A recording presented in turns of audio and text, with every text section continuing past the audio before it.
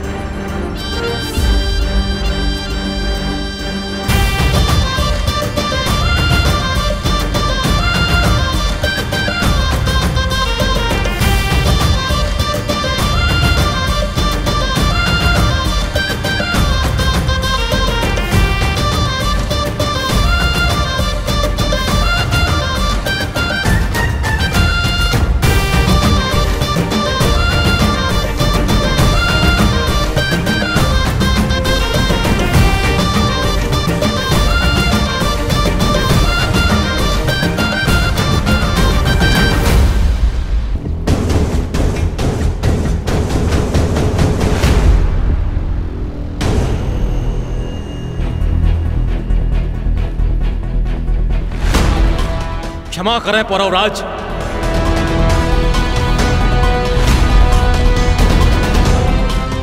यात्रा से बहुत थक गए हैं। उत्सव फिर कभी। इसमें क्षमा की कोई बात नहीं है महाराज। वैसे भी ये उत्सव संपन्न होने को है। आइए भोजन के लिए प्रस्थान करते हैं। नहीं पौरवराज, भोजन का मन नहीं है। बंद करो ये स्वांग।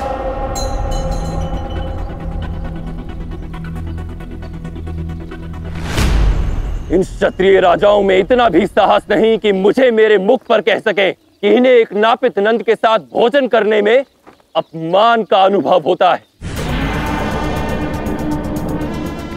आज इनके जीवन से मान अपमान का भाव ही मिटा दूंगा, इन्हें इनका उचित स्थान दिखाकर।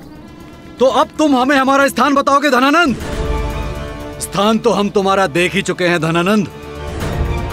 एक क्षत्रिय राजा ने तुम्हें इतना मान सम्मान देकर अपने राज्य में बुलाया, इतना आदर किया दिया, तुम तो अपनी वास्तविकता ही भूल गए। मगध राज के क्षत्रिय तुम्हें सम्मान देते होंगे, लेकिन इसका ये अर्थ कदापि नहीं कि हम भी तुम्हें सम्मान देंगे या तुमसे भयभीत होंगे।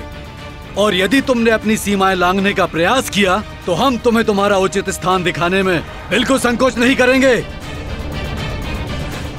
यदि यही तुम्हारी मंशा है तो यही सही। मैं भी देखता हूं आज जय कौन होता है, ये नापित नंद या तुम क्षत्रिय।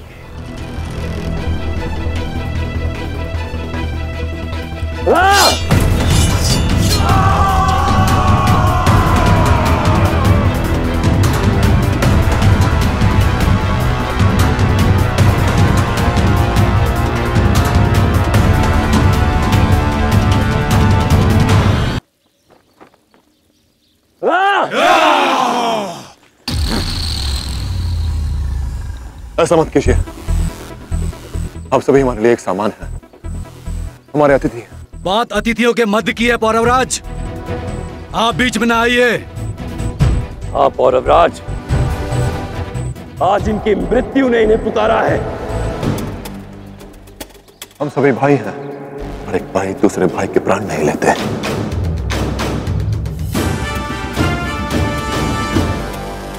हमारे हाथों की पांचों उंगलियां एक बराबर नहीं होती महाराज। कोई छोटी तो कोई बड़ी होती है, किंतु जब इन उंगलियों को एक मुट्ठी बनना हो तो उन्हें एकजुट होना ही पड़ता है। एक शक्ति बनना ही पड़ता है। अपनी जाति, अपना धर्म, अपने वस्त्र बुलाकर हमें इस मुट्ठी के बाती बनना होगा।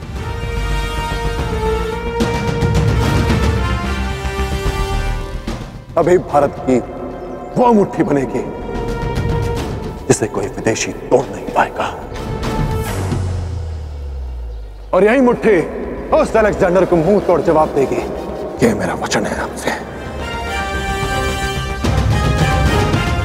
हमारी यही एकता की शक्ति उस अलेक्जेंडर की हार का कारण बनेगी।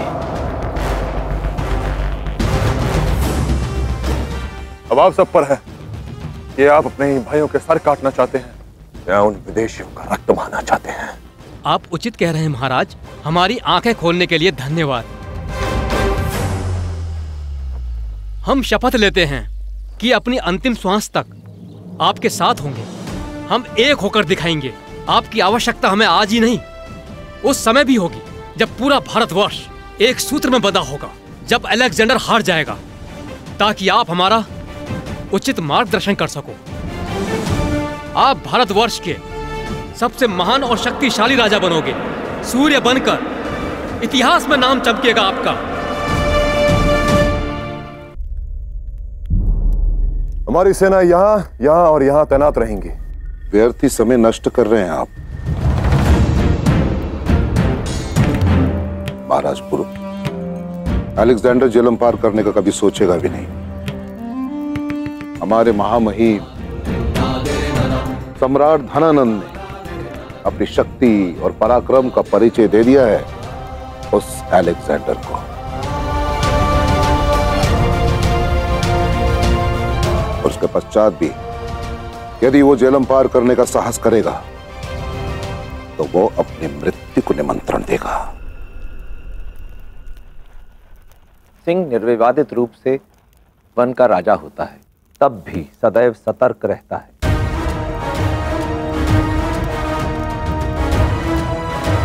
इसे यूं भी कहा जा सकता है कि सदैव सतर्क रहता है सिंह, इसी कारण वन के अन्य प्राणियों पर अपना आधिपत्य बनाए रखता है। माना कि अलेक्जेंडर को पिछले युद्ध में हमने पराजित कर दिया, परंतु जब तक हम अलेक्जेंडर की यवन सेना को भारत की भूमि से सदा के लिए खदेड़ नहीं देते, हमें सज्ज भी रहना होगा और सतर्क भी। आचार्य उचित कह रहे हैं। अलेक्जेंडर की क्रूरता को हमने अपनी आंखों से देखा है। मृत्यु का वो तांडव जो उसने तक्षशिला में किया था, हम उसके साक्षी हैं। परंतु सम्राट धनानंद को युद्ध का क्या भान? वो तो बहुत वर्षों से युद्ध भूमि में भी नहीं गए। किंतु मुझे पूरा विश्वास है कि सम्राट के वहां जाने से और इन यवनों को खुली चेतावनी देने से उनका मनोबल अवश्य ही दुर्बल हुआ होगा।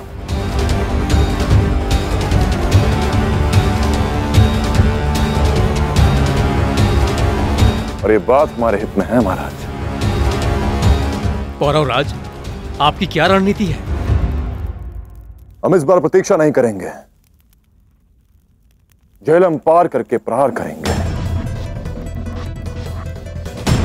हमारा सेतु उस स्थान पर बनेगा क्योंकि झेलम वहां मूर्ति है और पानी का बहाव कम है, और वहां का मार्ग संकरा भी है।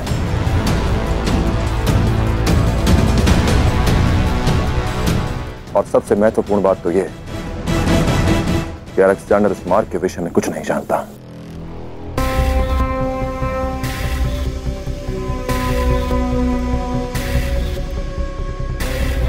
कोई दूसरा रास्ता तो जरूर होगा। झेलम पार करने का रास्ता तो मिल ही जाएगा शाह, पर असली मुसीबत दुश्मन की हिम्मत है। मगध के साथ खड़े हो जाने से कई गुना बढ़ गई है। बेशक धनानंद पोरस के साथ है सेल्यूकस, पर जिस सोच का बीज मैंने उसके सहन में बोया है, वो ज्यादा दिन तक पोरस के साथ नहीं रहेगा।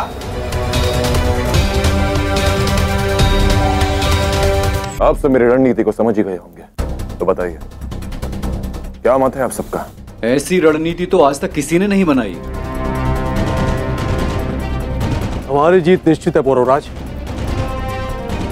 इस समय आपसे अधिक योग्य राजा और श्रेष्ठ रणनीतिकार कोई नहीं है संसार में।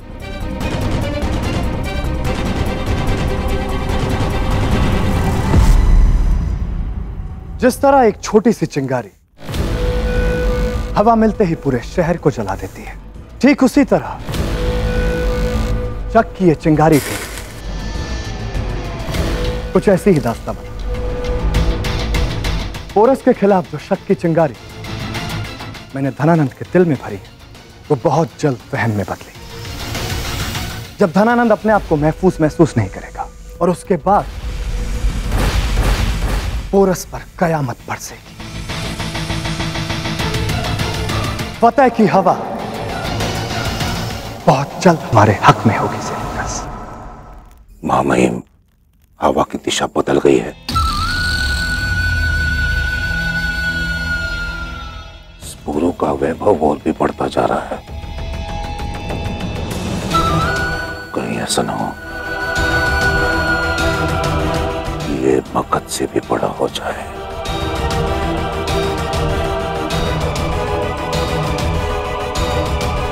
मुझे तो ऐसा लग रहा है कि क्षत्रिय राजा पे विश्वास रख के हमने बहुत बड़ी चूक की है मामे। इतिहास इस बात को सदा स्मरण रखेगा पौरवराज। कैसे पूरे राज्य पर विजय प्राप्त करने वाले अलेक्जेंडर को आपने भारत से खाली हाथ लौटा दिया। आप भारत के श्रेष्ठ राजा कहलाओगे।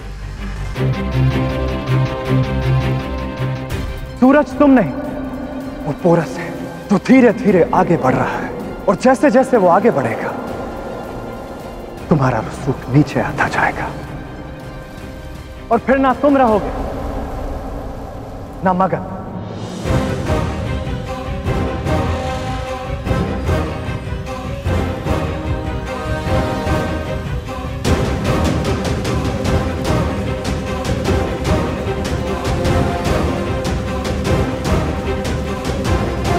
इतिहास का तो पता नहीं, किंतु वर्तमान मेरे हाथ में है।